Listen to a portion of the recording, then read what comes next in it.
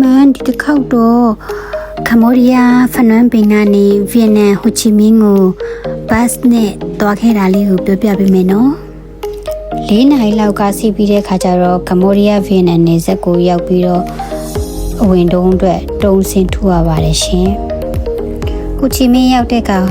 ဟီမန်နုခဏနားပြီးတော့ဟိုချီမင်းမြို့ထဲကိုစီတီဘတ်စီးပြီးရှောက်လိုက်ခဲ့ပါတယ်နောက်နေ့နက်မှာတော့ဟီမန်နုဟိုချီမင်းကနေကားစီးရင်2 နာရီလောက်ကြာတဲ့စန်ဝေါ်ပတ်တန်မောင်တင်ကိုတွားရောက်လေပတ်ခဲ့ပါတယ်တောင်ကတော်မြင့်တဲ့အတွက်ဟီမန်နုကေဘယ်ကားတွေနဲ့တက်ရတာပါ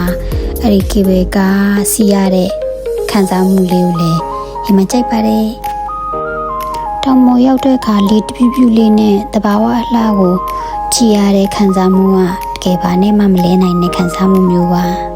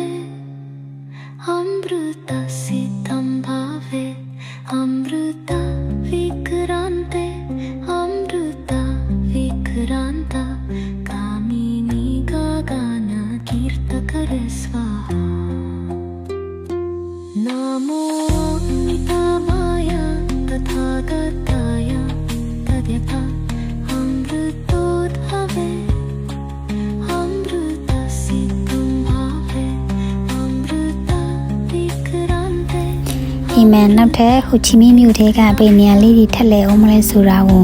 စောင့်ကြည့်ပေးကြပါဦးနော်